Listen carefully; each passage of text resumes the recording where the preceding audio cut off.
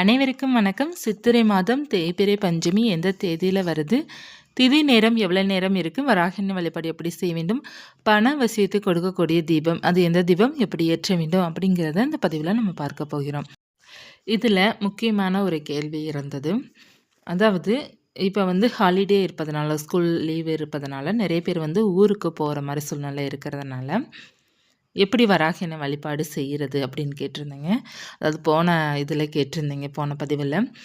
அதாவது பார்த்தீங்கன்னா, ஊருக்கு போகிறீங்க அப்படின்னா ஒன்றும் பிரச்சனை இல்லை. நீங்கள் நல்லபடியாக போயிட்டு அடுத்து நீங்கள் வீட்டுக்கு வருவீங்க இல்லையா, அப்போது பஞ்சமி வரும் இல்லையா, நீங்கள் அப்போதான் நீங்கள் வழிபாடு செய்து கொள்ளலாம். இப்போ ஊரில் உங்களுடைய சொந்த பந்த வீட்டுக்கு போவீங்க, அதாவது அம்மா வீட்டுக்கோ மாமியார் வீட்டுக்கோ இல்லை கூட பிறந்தவங்க வீட்டுக்கோ நீங்கள் போகிறீங்க, அங்கே அவங்க வராகிமன வழிபாடு செய்கிறாங்க அப்படின்னா நீங்கள் அவங்க வீட்டில் வச்சு நீங்களும் சுவாமி கும்பிட்டுக்கலாம். இல்லை அப்படின்னா ஒன்றும் பிரச்சனை இல்லை. நீங்கள் மானசீகமாக வழிபாடு செய்துக்கோங்க. மனசார நீங்கள் வராகிமனை நினச்சாலே போதும், உங்களுக்கு நல்ல பலன் கிடைக்கும். நம்மளால் பஞ்சமி தேதி என்று பூஜை பண்ண முடியலையே அப்படிலாம் நினச்சி நீங்கள் ஃபீல் பண்ண தேவையில்லை. ஏன்னா நீங்கள் வீட்டில் இருந்தீங்கன்னா பிரச்சனை இல்லை. ஊருக்கு போயிட்டீங்க, ஊருக்கு போனவங்களாம் அந்த கில்ட்டி தேவை கிடையாது. அங்கே போயிட்டு நீங்கள் நல்லா என்ஜாய் பண்ணிவிட்டு அடுத்து நீங்கள் வீட்டுக்கு வரும்போது எப்போ பஞ்சமி தேதி வருதோ, இல்லைன்னா நீங்கள் வந்த நாள் கூட மறுநாள் நீங்கள் சுவாமி வீட்டில் கும்பிட்டுக்கலாம். இந்த மாதிரி நீங்கள் செய்துக்கோங்க. நீங்கள் நம்ம ஊருக்கு போகிறோமே, என்ன செய்கிறது, வீட்டில் சிலை வழிபாடு பண்ணுறோமே, நம்ம படம் வச்சுருக்கோமே, நம்ம அப்படியே விட்டுட்டு போகிறோமே, அதெல்லாம் நினச்சி நீங்கள் குழப்பிக்கவே தேவையில்லை. அதே போல் இன்னொரு டவுட்டும் கேட்டிருந்தீங்க, நம்ம சிலையும் படமும் நம்ம கொண்டு போகலாமா, ஊருக்கு போகும்போது கொண்டு போகலாமான்னு. அதெல்லாம் தேவையில்லை. உங்களுடைய பூஜை ரூம்லேயே அப்படியே இருக்கட்டும். நீங்கள் வந்த பிறகு நீங்கள் படத்தையும் சிலையும் எல்லாத்தையும் சுத்தம் பண்ணிக்கோங்க. ஏன்னா நம்ம ஒரு மாதம் லீவுங்கிறப்போ நமக்கு நிறைய டஸ்ட்டு அதில் பட்டிருக்கும். நீங்கள் நீங்கள் சிலையோ படமோ இல்லை மற்ற படங்கள் இருக்கிறாங்க இல்லையா, அந்த படத்தை எல்லாத்தையும் நீங்கள் க்ளீன் பண்ணிவிட்டு அடுத்து நீங்கள் பூஜை செய்துக்கலாம். ஸோ நம்ம கொண்டு போகணும் அப்படிங்கிறது இல்லை. வீட்டிலே அது வாட்டில் இருக்கட்டும். நீங்கள் எங்கே போனாலும் அதை கொண்டு போகணும் அப்படிங்கிறது அவசியம் இல்லை. அது வீட்டிலே இருக்கலாம். அடுத்து முக்கியமான கேள்வி என்ன கேள்வி அப்படின்னா, இப்போ பஞ்சமி தினத்தன்று பார்த்தீங்கன்னா நாங்கள் ஊருக்கு போகிறோம், அங்கே அசைவம் எடுக்கிறாங்க, சாப்பிட்லாமா அப்படின்ட்டு. தாராளமாக சாப்பிட்டுக்கலாம். இதில் ஒரு பிரச்சனை இல்லை. நீங்கள் சாப்பிடாம நான் இருப்பேன் அப்படின்னு நினச்சிங்கன்னா சாப்பிடாம இருந்துக்கலாம்.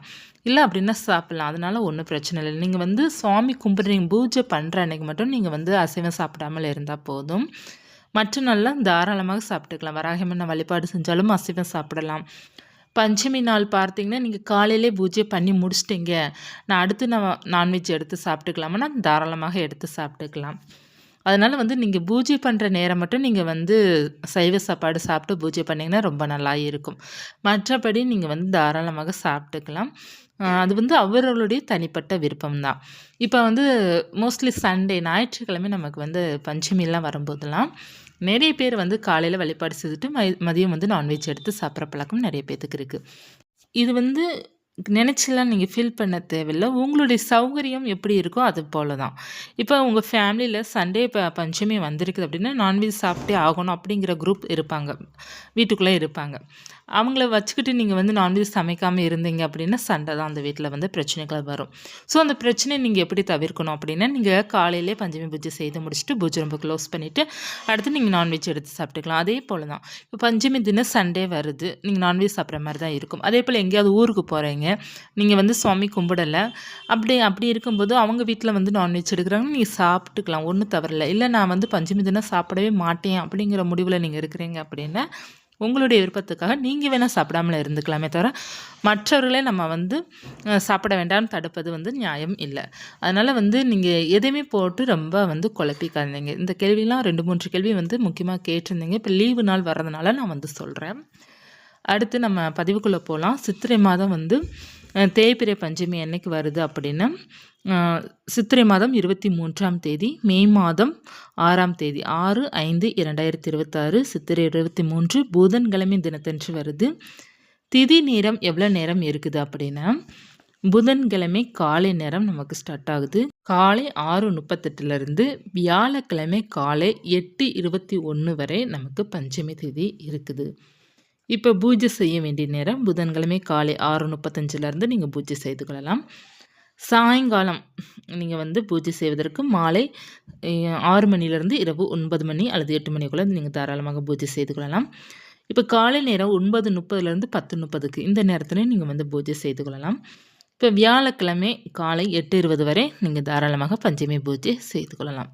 ஸோ உங்களுக்கு எப்போ தோதுப்படுதோ அந்த நேரத்தை நீங்கள் தாராளமாக பயன்படுத்தி பூஜை செய்துக்கோங்க.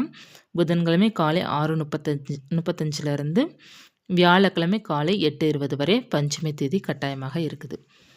இப்போ இந்த சித்திரை மாதம் தேய்பிறை பஞ்சமி தேதிக்குரிய புதன்கிழமை நமக்கு வருவதனால ஏற்ற வேண்டிய முக்கியமான தீபம் பண வசியத்தை கொடுக்கக்கூடிய தீபம். இந்த தீபம் லக்ஷ்மி கடாட்சத்தையும் கொடுக்கும், நமக்கு வீட்டில் எப்போதுமே பணம் வசியத்தையும் நமக்கு கொடுக்கும், பண வரவை தரக்கூடிய ஒரு அற்புதமான தீபம்.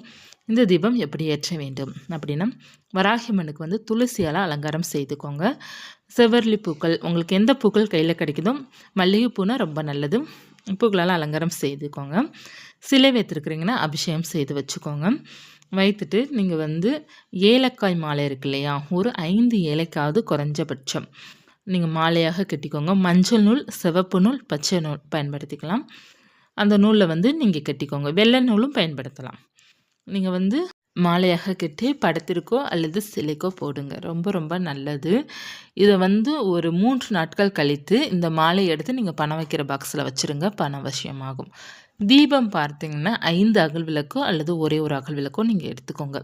இப்போ 5 அகல் விளக்கு வச்சிங்கன்னா அடியில் செம்பருத்தி இலை வச்சுக்கோங்க. வைத்துட்டு 5 விளக்க வரிசையாக வச்சுட்டு அதில் நல்லெண்ணெய் விட்டு பஞ்சுத்திரி போட்டு 5 விளக்கு ஏற்றிட்டு ஒவ்வொரு விளக்குலையும் ஒவ்வொரு ஏலக்காய் போட்டு தீபம் ஏற்றுங்க.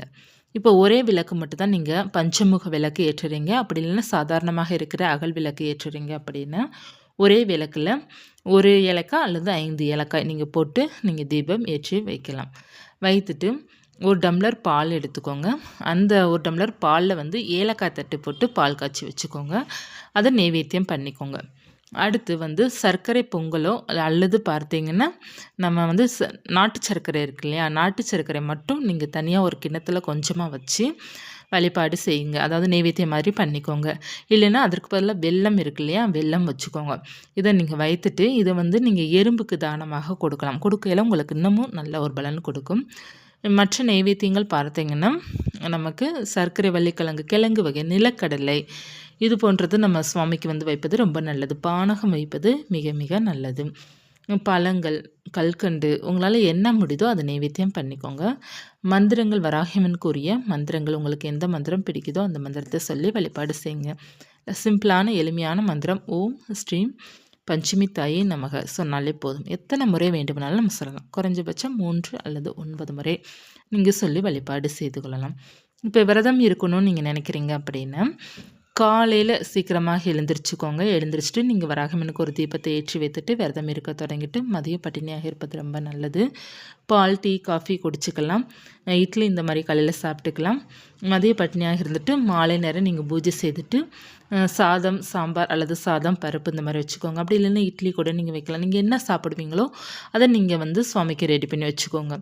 வச்சுட்டு நீங்கள் நைவேத்தியம் பண்ணிவிட்டு வழிபாடு செய்துட்டு அதை நீங்கள் பிரசாதமாக எடுத்து நீங்கள் விரதத்தை முடிச்சுக்கலாம். காலேஜ் ஸ்டார்ட் பண்ணணும், சாயங்காலம் நீங்கள் விரதத்தை நிறைவு செய்யணும். அடுத்து முக்கியமானது, இப்போ படம் இல்லாதவர்கள் எப்படி வழிபாடு செய்ய வேண்டும் அப்படின்னா, வராகியம்மனுடைய பூஜையை பொறுத்தவரை படமோ சிலையோ நம்ம வாங்கி வைக்கணும் அப்படிங்கிறதுலாம் இல்லை. நம்ம விளக்கு வைத்து அழகாக வழிபாடு செய்து கொள்ளலாம். ஒரே ஒரு அகல் விளக்கு மட்டும் வாங்கினால் போதும். அதே போல் பஞ்சமுக விளக்கு, ஒரு அகல் விளக்கில் 5 முகம் கொண்டு இருக்கும். அந்த விளக்கு கூட 10 ரூபான்னு நினைக்கிறேன். அந்த விளக்கு கூட நீங்கள் அகல் விளக்கு வாங்கிக்கோங்க. சாதாரணமாக இருக்கிற அகல் விளக்கு இருக்கு இல்லையா, அதுவும் ஒரு 5 அகல் விளக்கு வாங்கி வச்சுக்கோங்க. உங்களுக்கு எந்த விளக்கு எப்போது ஏற்றணும் விருப்பம் இருக்கோ அப்போது ஏற்றிக்கலாம். இப்போ பஞ்சமுக விளக்கு தேய்பிறை பஞ்சமிக்கு பயன்படுத்திக்கலாம், வளர்பிறை பஞ்சமிக்கு பயன்படுத்திக்கலாம். சாதாரணமாக இருக்கிற அகல் விளக்கு பார்த்தீங்கன்னா நீங்கள் பௌர்ணமி தினம், வெள்ளிக்கிழமை தினம், செவ்வாய்க்கிழமை தினம் வராகியம்மனை நினச்சி நீங்கள் தீபம் ஏற்றிக்கலாம். இல்லை அன்றாட நான் தினமும் விளக்கேற்ற போகிறேன் அப்படின்னா கூட ஒரு அகல் விளக்கு மட்டும் எடுத்துகிட்டு அதை தினமும் நீங்கள் விளக்கேற்றி வைத்துக்கொள்ளலாம். ஸோ உங்களால் எப்படி முடியுதோ அதன்படி நீங்கள் வழிபாடு செய்யலாம். தினமும் விளக்கேற்றி வைக்கலாம். வெள்ளி, செவ்வாய், பஞ்சமி தினம் நம்ம விளக்கேற்றி வைக்கலாம். அல்லது மாதம் 2 முறை வளர்பிறை பஞ்சமி ப்ளஸ் தேய்பிறை பஞ்சமி தினத்தன்று மட்டும் அந்த விளக்கை எடுத்து நீங்கள் பயன்படுத்தலாம். இப்போ இந்த விளக்கு வழிபாடு செய்பவர்கள் வந்து பஞ்சமி தினம் நீங்கள் விளக்கு ஏற்றி வச்சுறீங்களா, சாயங்காலம் வந்து பூஜை செஞ்சு முடிச்சுறீங்க இல்லையா, மறுநாள் காலையில் அந்த விளக்கை எடுத்து நீங்கள் சுத்தப்படுத்தி வச்சுருங்க.